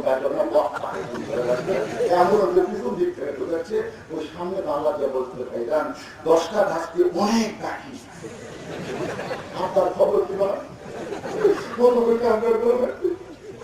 প্রথম সময় গান্ধা দিলে কি হবে ভাই আমার সময় আগে থাকছে এই জন্য আমি বলবো সময় গান্ধা কাউকে হুমকি দিও না কোন জায়গায় আল্লাহ চেষ্টা করে রাখছে এমন করা করবা তোমরা পেরে করতে পারবা না ঠিক কিনা ক্ষমতার মালিককে পড়েন তাবারাকাল্লাযী বিয়াদিহিল মুলকু ওয়া হুয়া আলা কুল্লি শাইইন কাদির গোটা পৃথিবীর রাজত্ব কর্তৃত্ব মালিকানা কার হাতে সমস্ত ক্ষমতার মালিককে আবু জেহেলের একটা ক্যারেল ছিল না হলো উলিদ বিন মুগীরা ধরে বলেন নাম কি তার হাতে একটা খোলা বর্ষা ছিল ওই বর্ষাটা চাদর উপর দিয়ে নবী বিশ্বাস করে মারবে মানে বর্ষাটা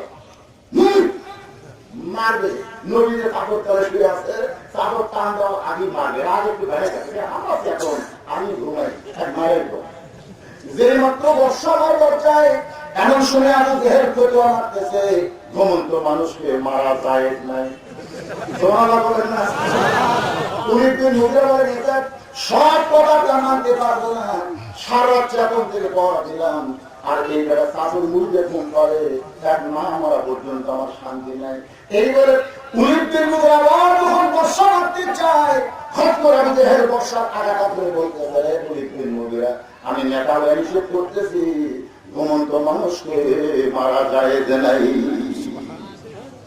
বলবেন না এখন আপনাদের কাছে আমার নবীর মসি জীবনের ভিতর থেকে প্রশ্ন করতেছি যে উনিদের মুখে মারবার চায় কিন্তু আবু জেহেল বাধা দেয় আপনার বলেন তো এর মধ্যে কি আছে শরীয়ত না এর মধ্যে মারে কথা আছে মারে কথা বলছে সকালবেলা হুজুর কোরআন শরীফ পড়তেছে সকালবেলা এমন সময় এক ছোট্ট বাচ্চা এক ঢোকসা পায়েস দেয় হুজুর চিন্তা করে এক চামচ পায়েস আমার কেউ দেয় না আর সকালবেলা এক ঢোকসা ভরা পায়েস আস্তে করে কোরআন শরীফ লেখা দিয়ে হুজুর দুই হাত তুলে বলতেছে আল্লাহ আল্লাহ এক চামচ পায়েস আমার কেউ দেয় না আল্লাহ আপনি সকালবেলা এক ঢোকসা ভরা পায়েস আল্লাহ এই ছোট্ট বাচ্চার মাকে দিয়ে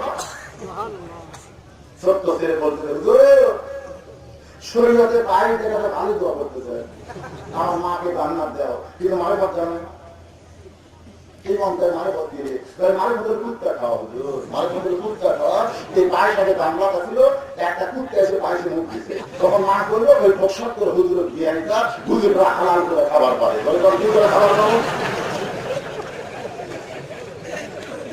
হুজুররা কি করে খায় বাংলাদেশে কতগুলো হুজুর আছে তারা হারামকে হালাল বলতে চায় সারা জীবন কোরআনের বিরুদ্ধে চারণ করছে সারা জীবন কোরআনের হত্যাটা শুনলে ওই আগুন দেখা গেছে এই শয়তান ধরে গেল কতগুলো হুজুর এখন কোরআন শব্দ দেখেন শক্তিছে আর মারতেছে দুই খবর দেওয়ার পরে বলে রব্বানা যালামনা আল্লাহ তা সহজ আছে আল্লাহ রুহে বসায় দাও আল্লাহ এত সহজ না কোরআন কোন মরা মানুষের কিতাব না কোরআন হল জীবন্ত মানুষের হেদায়েতের কোরআন করে বলা এই লোকটা জীবিত অবস্থায় কোরআনের পক্ষে থাকে নাই কোরআনের হক কথা শুনতে পারে নাই এই লোকটা মরে যাওয়ার পরে কোরআন থেকে তার এক তিল পরিমাণ লাভ হবে কিন্তু আমাদের কতগুলো হুজুর আছে এই গ্রুপে আছে না না তাই বলে আইলে সেই দিকে যাই রে হুজুরেরা কুত্তার জাত না ভাই রে কারণ হুজুর সম্পর্কে রাসূল বলেছেন আল উলামা ওয়ারাসাতুল আম্বিয়া আলেমরা হলো নবীদের ওয়ালি এখন আপনারা বলেন ওই ছেলেটা যে আয়েশের মারে খাওয়া কুত্তা খাওয়া বলে কি খাওয়া তখন হুজুর কি দোয়া করবে কিন্তু আগে তো মায়ের ধান্য দিয়ে দিচ্ছে। এখন দোয়া ফেরত না করে কি করা লাগবে? এই দুইটা হাত তাহলে দোয়ার হাত না, এই দুইটা হাত কিন্তু ধোসা ভাঙ্গালো হাত ধরে গল্পটা ঠিক খপ করেছে ছোট্ট ছেলে আহ্বান করে কান্দে। হুজুর বলে তুই কান্দিস কেন? কত মারি ধোসা ভাঙি তুই কান্দিস কেন? বলে কান্দার কারণ হলো এই ধোসা করে আমার দাদু পেশাব করতো, আমি সেই ধোসা ভাঙিয়েছি। আপনারা মারিফতের খবর শুনে হাসতেছেন, কিন্তু মারিফত মানে কি বুঝলেন? মারিফত মানে পরিচিত বিষয় সম্পর্কে অবগত হওয়া। 19 দিন মুদ্রা মারবার চায়, আবুদের ফতুয়া দিছে ঘুমন্ত মানুষ মারা যায় নাই। আবার যখন মারতে চায় খপ করে বর্ষা করে বলতেছে আমি নেতা হয়ে বলতেছি মারা চলবে না, এরপরও কেন মারতেছিস? ঘুমন্ত মানুষকে মারা যায় না। আমি বললাম 19 দিন মুদ্রা মারবার চাই, আবুদের বাধা দেয় কেন? আপনারা বুঝতে পারেন না এই বাধা দেওয়ার পিছনে মারিফত আছে না নাই?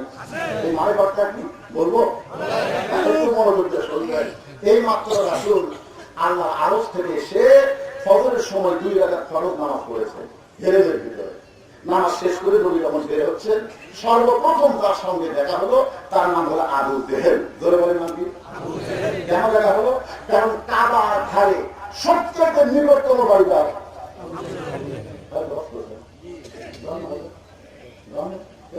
একটা নয়,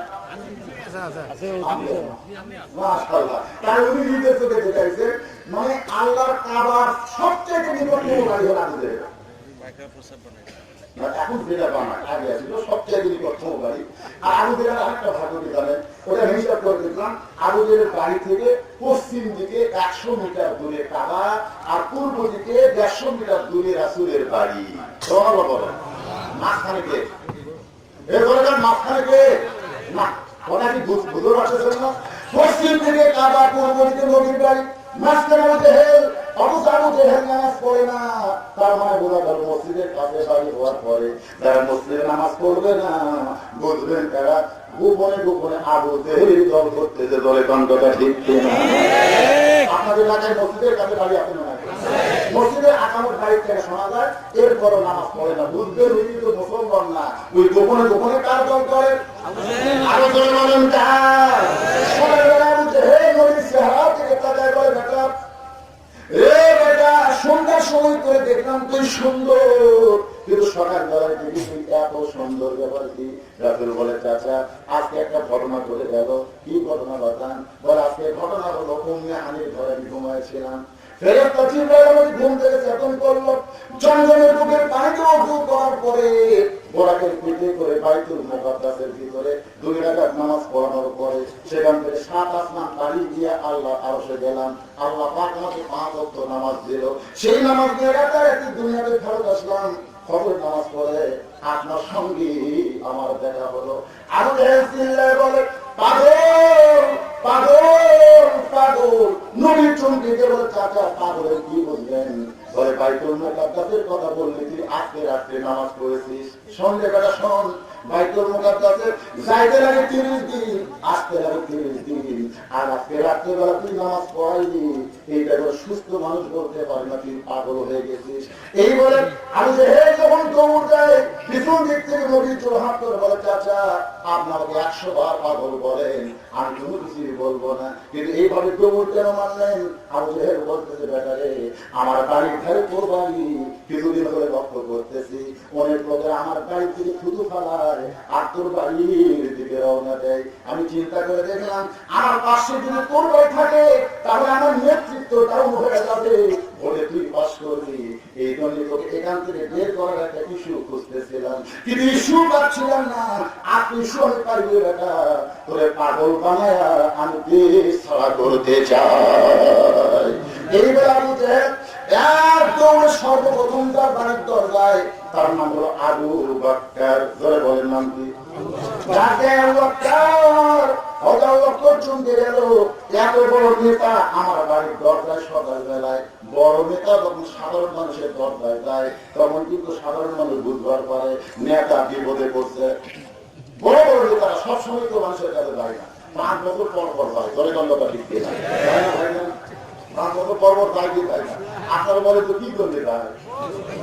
আরো ধরে বলে বসন্তের কুকি সময় সাধারণ মানুষকে বলবে গরিবের বন্ধু ভোটটা পায় যখন নেতা হয়ে যাবে তখন দেখবেন আর তাদের কাছে থাকবে না। এরকম নেতা আছে না নাই? বলে সকাল ধরে এত বলবে আমার দরকার দরকার করে বলে নেতা খবর কি বলে তোমার নবীতে পাগল। যেই বলছে তোমার নবী পাগল সঙ্গে সঙ্গে চিৎকার করবে হে যে কথায় একবার বলেছো এই কথার দ্বিতীয়বার উচ্চারণ করতে পারবা না। আবু বকর বলতে গেল আবু বকর তুমি নরম মানুষ তুমি এত গরম হইলা কেন? আবু বকর বলে আবু জেহেল যে আল্লাহ নবীর বিরুদ্ধে কথা শোনার পরে কেউ যদি নরম ভূমিকা পালন করে তাহলে বুঝতে হবে সে মুনাফিক হয়ে গেছে। রংপুরের ঘটনা যেটা আমাদের কাছে পেপার থেকে বলতেছে এটা এত দায় লাগবে নবীর বিরুদ্ধে কইছে আল্লাহ সব কিছু করবে আল্লাহ বসে আছে আমি মুরগিরা খেলে না পাই। আমি বললাম তুই মুনাফিক রে তুই মুনাফিক তুই মুনাফিক। রোহিঙ্গা মুসলমানেরা যখন বাংলাদেশে আসে বাংলার প্রধানমন্ত্রী কি বলেছে দরকার হলে 3 সন্ধ্যার জায়গায় আমরা 2 সন্ধ্যা খাবো কিন্তু আমরা মুসলমান ভাইদেরকে বোনদেরকে আমাদের দেশে জায়গা দিব। দরকার কি কর আল্লাহ বুক পাঠিয়েছে আল্লাহ কি দেখতে পায় না? আপনাদের কি মনে হয় আল্লাহ দেখতে পায় না? আল্লাহ কেন এরকম করতেছে? আজকে হিজরতের আলোচনার পরে যখন মদিনার জীবন আমি 10 বছর আপনাদের সামনে বলবো তখন পানির মতো আপনাদের কাছে সহজ হয়ে যাবে। আবু বকর গরম দিকে আবু জেহেল বলতে আবু বকর তোমার নবী পাগল বলছে তুমি গরম হয়ে গেলে তুমি শুনলা থাকতে হবে তোমার নবী কি বলছো জানো? আজকে রাত্রে বেলা নাকি বাইতুল মুকাদ্দাসে 2 রাকাত নামাজ পড়াইলো সেখান থেকে 7 আসমান পাড়ি দিয়ে আল্লাহর কাছে গেছে। আল্লাহর সঙ্গে দেখা করার পরে আল্লাহ 5 ওয়াক্ত নামাজ দিল। রাতে রাতে ফেরত এসে এই গাঁজাগুলি গল্প আমার কাছে বললো। এমন করে আবু বকরের যদি বিশ্বাস হয় আবু বকর আবু জেহেল এই কথা যদি আল্লাহর নবী বলে থাকে তাহলে এক বিন্দু মিথ্যা বলে নাই। সুবহানাল্লাহ। আবু জেহেল আমার সকালটাই মাটি রে আমার কি মাটি আমার সকালটাই মাটি হয়ে গেল। আবু বকরকে একদম নবীর কাছে আসতেছে আয়েশা নবী আর কাবার সঙ্গে হেলান দিয়ে কাঁদতেছে। আবু বকরের মাথার পাগড়ি খুলে ওই পাগড়িকে নবীর চোখের পানি মুছে দিয়ে বলে রাসূলুল্লাহ হুজুর আপনি কাঁদছেন কেন? এই বছর আপনার 3টা কষ্ট গেছে। 1 নম্বর কষ্ট হলো আপনার চাচা আবু তালেব লালন পালন করলো সেই চাচা দুনিয়া থেকে বিদায় নিল। এই বছর আপনার দরদের দিকে খাদিজা দুনিয়া থেকে চলে গেল। এই বছর আপনি তায়েফে গেলেন তায়েফবাসী আপনাকে পাথর মারলো। ওগো নবীজি 3টা কষ্টের পরে আল্লাহ তাআলা আপনাকে আরো নিয়ে গেল। আল্লাহ 5 ওয়াক্ত নামাজ দিল। এত খুশির খবর পরে আপনি কেন কাঁদতেছেন?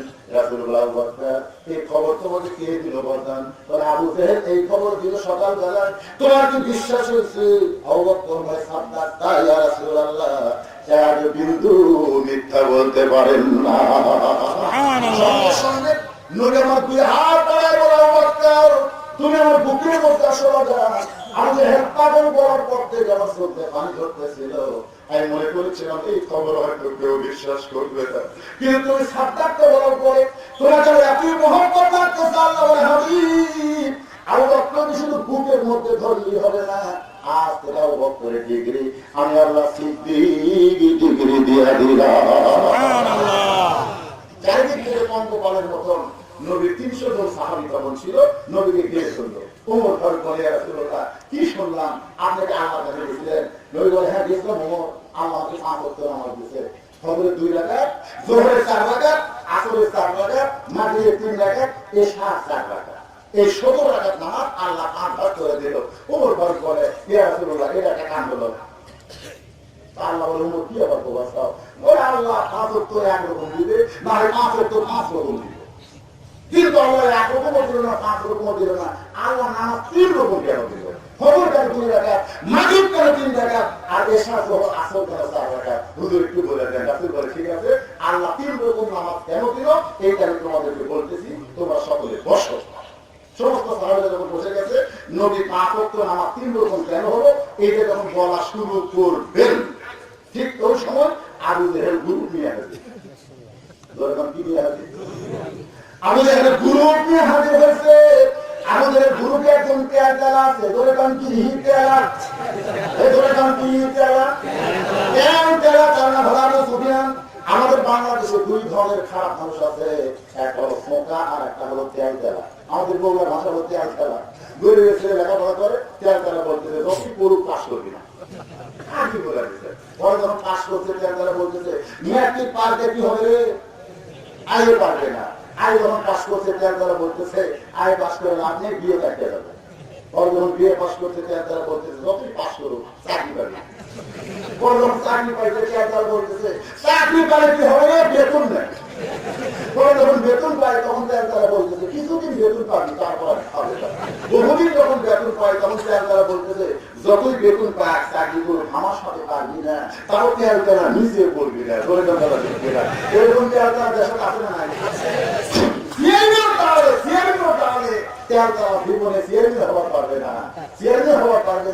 বিনা ভোটে এমপি হয়ে মন্ত্রী হয়ে মশান হবে ভাই, সবসময় আইনের বিরুদ্ধে আছে না না জোটের সাথে গেছে তেল তারা এমপি হবে। তুই একলা ভাড়া বাংলাদেশ আর চেয়ারম্যানের ভোট নাই। আপনি তেল তারার নাম কমো না, হেড মতে কাম সারবো আপনারা বুঝে দিবেন। এইরকম তেল তেল আছে না নাই? সেই তেল তেলার নাম হলো আবু সুফিয়ান। করে বলেন নাম কি? আবু সুফিয়ান চিৎকার করে বলতেছে এ মুসলমানের নবী তুমি সারা বলো তোমার সাহাবীরা তাই বিশ্বাস করে, কিন্তু আমরা বিশ্বাস করি না, আমরা বিশ্বাস করি না। এমন সময় নবীর দলের একজন নাম হলো তার হযরত উমর। ধরে বলেন নাম কি? আছে না নাই? মাঝখান থেকে লাভ করে বলতেছে এ কাফেরের বাচ্চারা নবীর সম্পর্কে 5 ওয়াক্ত নামাজ 3 রকম কেন হলো, এইটা যখন বলবে আমরা তখন শুনবো।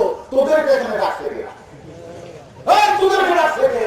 ওর বড় গায়ে যখন এমন কথা বলতেছে রাসূল বলতে পারতেন ওমর সকালবেলা বুঝে আমাকে পাগলা বসে আবার গ্রুপ নিয়ে আসে না ধর। আপনার বল এই কথা যদি রাসূল বলতো একটা নেতা আসতো, কিন্তু আল্লাহ রাসূল কি বললেন ওমর এই বসো বসো।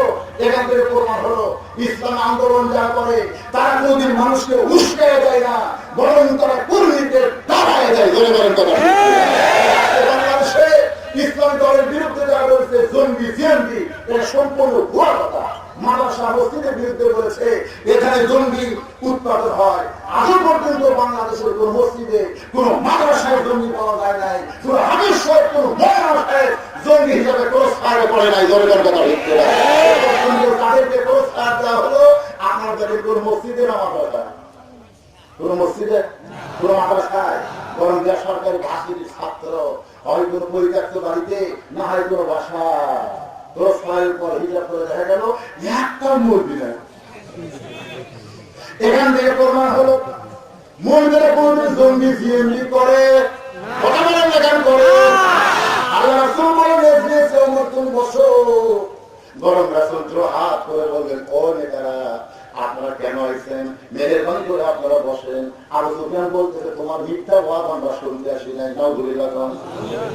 আল্লাহ রাসূল এরপরে রাত না করে বললেন কি জন্য তাহলে আইছেন। আবু সুফিয়ান বলতেছে আমার নেতা আবু জেহেল 2 বার বাইতুল মুকাদ্দাস ভ্রমণ করেছে, যেখানে যাইতে লাগে 30 দিন আসতে লাগে 30 দিন, আর তুমি কইলা আজকে রাত্রে বেলায় বাইতুল মুকাদ্দাসে তুমি নামাজ পড়াইলা। এই গাঁজাখুরি গল্প মুসলমান বিশ্বাস করতে পারে, কিন্তু আমরা বিশ্বাস করব না। রাসূল বলে আপনারা কেন বিশ্বাস করবেন না? আবু সুফিয়ান বলতেছে আমরা বিশ্বাস করতে পারি যদি বলতে পারো মসজিদে বাইতুল মুকাদ্দাসের দরজা জানলা কয়টা, বাইতুল মুকাদ্দাসের দরজা জানলা কয়টা, এইটা যদি বলো তাহলে আমরা বিশ্বাস করব। নবীর চোখটা দরজা করে পানি পড়তেছে। আবু বকর বলে রাসূলুল্লাহ বাইতুল মুকাদ্দাসের দরজা জানলা কয়টা? রাসূল বলে আবু বকর আমি বাইতুল মুকাদ্দাসের ভিতরে নামাজ পড়াইছি, কিন্তু দরজা জানলা তো আমি গুনে দেখি নাই। আমাদের পার্বতীপুর কেন্দ্রীয় মসজিদ আছে না? দরজা আছে না? এই মাত্র জোহর নামাজ পড়ে এক মুসল্লি মসজিদ থেকে বের আছে। এক লোক বলতে ভাই নামাজ পড়ছেন, সামনে কাতারে বললাম আমার বিশ্বাস হয় না। সামনে কাতারে নামাজ পড়লাম বলে আমার বিশ্বাস হয় না। তোর বিশ্বাস কেমন হবে বল? বলে বিশ্বাস হবে আপনি যদি বলতে পারেন মসজিদের মধ্যে ফ্যান কয়টা আছে, মসজিদের মধ্যে কয়টা ফ্যান আছে যদি বলতে পারে আমার বিশ্বাস হবে, লোকটা রাগ করে বলবে আমি নামাজ পড়েছি, আমি তো ফ্যান করার জন্য ঢুকি নাই। আপনারা কি ফ্যান করাতে বলতে পারবেন? কিন্তু নামাজ তো পড়েছেন, আপনারা কি পার্বতীপুর কেন্দ্রে বসলে নামাজ পড়ে নাই? ফ্যান করা আছে, ইমামও মর্জিন করতে পারবে না, কারণ মাঝে মধ্যে লাগানো হচ্ছে। ধরে কম কথা ঠিক কিনা? আমি বাইতুল মুকাদ্দাসে নামাজ পড়েছি, কিন্তু দরজা ভাঙলা তো আমি গুনে দেখি নাই। এবার ওই লোকটা বলে, রাসূলুল্লাহ যদি বললো না করেন, সকালবেলা আমি জেহেল আপনাকে পাগল একলাই বলেছে, এবার গ্রুপ নিয়ে এসে হুজুর আপনাকে চূড়ান্ত অপমান করবে, রাসূলের চোখ দিয়ে পানি বের হয়। এমন সময় আল্লাহ বলে, জিবরাইল যাও, আমার নবীর কাছে যাও, কোরআনে আয়াত নাযিল হয়ে গেল, যারা পারেন তারা পড়বেন, আর যারা পারেন না তারা চুপ চুপ আপনারা শুনবেন, যারা পারেন তারা আমার সঙ্গে পড়েন। তুইজ্জু মান তাশা করেন, তুইজ্জু মান তাশা ওয়া তুযিল্লু মান তাশা বিয়াদিকাল খায়র ইন্নাকা আলা কুল্লি শাইইন কাদির। সম্মান দেওয়ার মালিককে, সম্মান করার মালিককে, ভালো মন্দের মালিককে, সমস্ত ক্ষমতার মালিককে। কোনো টেনশন করবেন না, গোটা বাইতুল মুকাদ্দাস আপনার সামনে এখন হাজির হয়ে যাবে। আমি জিবরাইল আমার হাতের উপরে বাইতুল মুকাদ্দাস ঘোরাতে থাকবো, আপনি দরজা জানলা গুনে গুনে ওই কাফেরদের ঈমানের উত্তর দিয়ে দিবে। গোটা বাইতুল মুকাদ্দাস নবীর সামনে হাজির করে জিবরাইল যখন হাতের উপর ঘোরা শুরু করে দিল, নবী দরজা জানলা গুনে গুনে যখন উত্তর দেয়, আবু জেহেল বলতেছে চলো যাই। আবু সুফিয়ান বলতেছে একটা কথা হলো, আমরা সিদ্ধান্ত নিয়েছি গুনাহ বলতে পারবে না, অপমান চূড়ান্ত করবো। আবু জেহেল বলতেছে আবু সুফিয়ান এক গুণ বেশি বলিস কেন? সমস্ত নেতারা বলতেছে বড় নেতা যখন যাওয়ার কাছে তো আমাদের সাধারণ নেতারা সব চলে গেছে, কিন্তু আবু সুফিয়ান তো ত্যাগ দেওয়া বোঝেন না, একই কথা কয় চলো যাই মানে কি, চলো যাই কেন? আবু জেহেল বলতেছে তুই যদি মানে পথে আগে আসা তো ঘরের মধ্যে ঘরের মধ্যে যা বলতেছে দরজা বন্ধ করে, দরজা বন্ধ করে এবার আবু জেহেল বলতেছে আবু সুফিয়ান এই চলো যাওয়ার মানে কথা হলো আল্লাহ শপথ করে বলতেছি আব্দুল্লাহ বেদিন ওলা হলো আল্লাহর নবী। আবু সুফিয়ান বলেন এটা এই কথা ঘরের মধ্যে বললেন কেন, রাস্তার করলে ক্ষতি কি? আমাদের মোস্তায় কথা হয়ে পাগল রে, নবী হিসাবে তাকে জানি রে, কিন্তু নবী হিসাবে তাকে মানি না।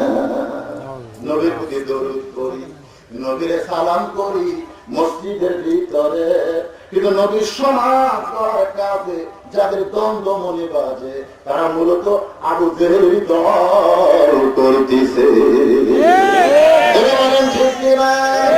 একটু মনোযোগ দেন, আবু জেহেল কখন ইসলামের নবী হত্যা হোক এই জন্য পর্ষদ ধরে গেছে, মনে আছে ধরে গেছে।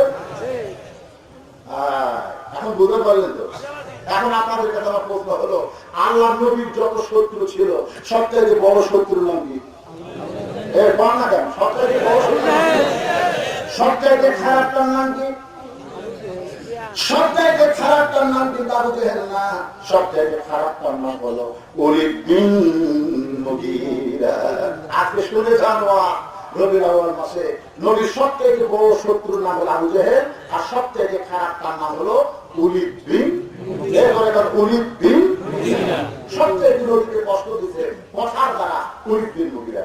আপনি বলেন তো ভাই, চাবুকের আঘাত আর কথার আঘাত এই দুইটার মধ্যে কোনটার আঘাত বড়? কারণ চাবুকের আঘাত করে আপনার চলে গেছে তার খেয়াল থাকে না, আর কথার আঘাত যদি একবার কলজার মধ্যে ঢোকে এটা সহজে বের হয় না। 2007 সালে আমাকে একজন একটা কথার আঘাত দিয়েছিল। কথার আঘাতটা দিয়ে দেবো, এইদিকে 3 বাজে বলাইছে পোকা, এইদিকে আবার 3টা, মাঝখানে 2টা, সামনে এরকম ভিডিও আমি বসে আছি। আরো এত বেশি হয়েছে, আমার খুবই অসুবিধা হচ্ছে। আমি একসঙ্গে রাগ করে বললাম রে ভাই, এদিকে একটা দিক এদিকে একটা দিকে বিবাহ হয় না, তাহলে মোটামুটি একটু আজ করে শান্তি পাই। ভিডিও মান বলতে হতো এত আলো দিয়েও তো আপনার খসড়া করা যাচ্ছে না। এত আলো দেওয়ার পিছনে কারণ হলো আপনি এত কালো, যেই পয়সা আপনি এত কালো, ওই কথাটা আমার কানের মধ্যে দিয়ে আসা আমার কলিজার মধ্যে আঘাত লাগলো। আমি বাড়িতে এসে কান্দে করে বেদিন টেবিলের সামনে দাঁড়ায় বললাম, আল্লাহ তুমি আমার কালো কথা ঠিক আছে, কিন্তু একটু কম করে পারো। মানে ওই কালো কথাটা এমন ভাবে আমার অন্তরে আঘাত লাগলো, যখনই কোনো ভিডিও আমার সামনে আসে তখনই মনে হয় ভিডিও ম্যান হয়তো মনে মনে ভাবতেছে হুজুর কালো রে, কালো দিয়ে কান করে না। কিন্তু 2012 সাল ধরে বলেন কোন সাল, যখন গাড়ি সুর 5,600 মতো করে ওই গাড়ির সুরে যখন আমার বন্ধু বান্ধব নিয়ে ওটা শুরু করে দিলাম, 3,000 ফুট যাওয়ার পরে আমার সঙ্গে যারা ছিল তারা বলতেছে আর আমরা ঘুরতে পারবো না।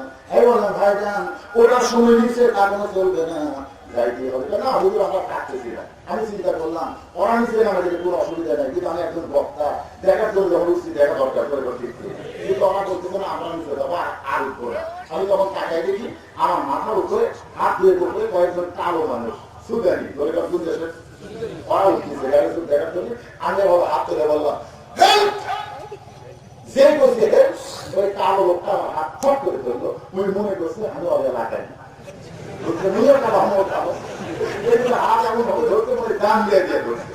আমার নিচে দাঁড়া ছিল ওরা বললো কিন্তু ওদের হাত ধরে ধরলো না। তখন বুঝলাম ওরা ফসা দেখে হাত ধরলো না, আর আমার হাত ধরে টাইমে দিয়ে গেছে। আমি তখন বললো আল্লাহ রে কালো ভালো না ভালো। সেদিন থেকে আমার ভিতর থেকে এই কষ্ট চলে গেল। কথার আঘাত অন্তরে লাগে, ধরে বলেন কোথায় লাগে? নবীকে সবচাইতে কথা যে আঘাত তিনি করেছেন তার হলো উলিদ বিন মুগীরা। ধরে বলেন নাম কি? উলিদ বিন মুগীরা। নবী যখন সাহাবীর সামনে বাস করতেছে, উলিদ বিন মুগীরা রাস্তা দিয়ে যাচ্ছে, যাওয়ার সময় বলতেছে ও মুসলমানের নবী, এতই যদি আপনি ভালো হবেন তাহলে জন্মের আগে আপনার বাপ মূল্য জ্ঞান। এই বলছে আপনি যদি এতই ভালো হবেন তাহলে জন্মের আগে আপনার বাপ মূল্য দেন। আপনার বলেন তো নবীর বাপ মরে গেছে জন্মের আগে, এটা কি নবীর দোষ? এটা কি নবীর দোষ? কিন্তু নবীর মুখে বলতেছে আপনি যদি এতই ভালো হবেন তাহলে জন্মের আগে আপনার বাপ মূল্য দেন। সঙ্গে সঙ্গে নবীর চোখের মধ্যে পানি, শিশুকালে মরে গেছে মা, গর্ভে থাকতে মরছে পিতায় আমি চোখে দেখলাম না। নবীর চোখের পানি থেকে আল্লাহ বলে হাবিব উলিদ বিন মুগীরা কোথায় যে আপনাদের কষ্ট দিল, আপনি সে উলিদ বিন মুগীরাকে চিনেন? রাসূল বলে আল্লাহ সবাই জানে সে মুগীরার বেটা উলিদ, মুগীরার বেটা উলিদ। আল্লাহ হাবিব রে দুনিয়ার সবাই জানে মুগীরার বেটা উলিদ, কিন্তু আসলে মুগীরার বেটা উলিদ না। উতুল্লিম বাদা যালিকা জানি, সে হলো যারো তো সন্তান। নবী চলকে কেবল আল্লাহ আমার অন্তর কষ্ট দিল বলে আপনি আয়াত নাযিল করলেন। আল্লাহ হাবিব রে শুধু উলিদ বিন মুগীরা তার সন্তান নয়, কিয়ামত পর্যন্ত আপনার বিরুদ্ধে যারা কথা বলবে তারা সকলেই যারও তো সন্তান হবে। আসল যারা নবীর বিরুদ্ধে কটাক্ষ করে, ফেসবুকে কথা লেখে, আপনারা বলেন তো বৈধ না অবৈধ? খাঁটি বাংলা কি সন্তান? কয়েকদিন পর উলিদ বিন মুগীরা আমার নবীকে গাল দিবে, কেবল কাপড় গোছাচ্ছে রাসূল ছেড়ে। আমার বলবি ঠিক আছে আল্লাহ আমাকে নাজিল করছে, এখন তোর এটা শোনাই দিই। উলিদ বিন মুগীরা কেবল গাল দেওয়ার মশাল নিচ্ছে, এমন সময় রাসূল বললেন উতুল্লিম বাদা যালিকা জানি, যেই বলছে উলিদ বিন মুগীরা মারছে তো সুবহানাল্লাহ। কেন তোর মাসে বলেন তো? সৌদি আরবের নেতারা কিন্তু আরবি বোঝে, বলবেন কি বোঝে? আর আমাদের বাংলাদেশের নেতারা কি বোঝে? আরো ধরে ইফতার পার্টি আমাদের বগুড়াতে সবচেয়ে বড় ইফতার পার্টিতে আমাদের দাওয়াত দিল, হুজুর ইফতারের আগে একটু আসবেন আপনি দোয়া করার জন্য। আমি যাই দিদি ভাই 15 প্রকারের আইটেম নিয়ে সব বসে আছে, এক ধুলো দোকানে সময়টা ঘড়ি দেখতেছে আর বলতেছে এত বড় দিন শেষ হয় না। 10 মিনিট আগে আমাকে বলতেছে হাজার হাজার টাকা খরচ করছি, একটু ভালো করে দোয়া করেছে।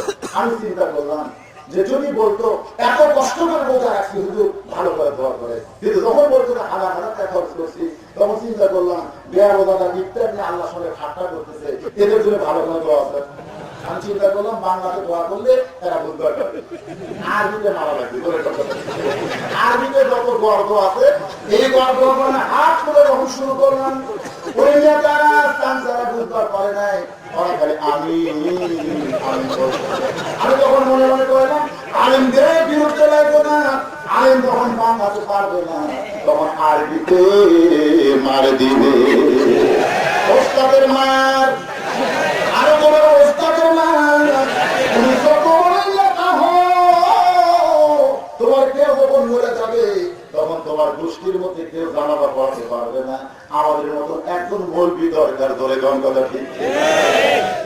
জারি করেছেন পূর্বদিন কিতাবে 3য় খণ্ডে, যে যখন মানুষ মারা যায় যারা জানাজা করবেন তাদেরকে আগে তদন্ত করা লাগবে কি জীবিত অবস্থায় কোন দল করছে, জীবিত অবস্থায় যে দল করছে মরার পরে সেই দল অনুযায়ী তার জানাজা হবে।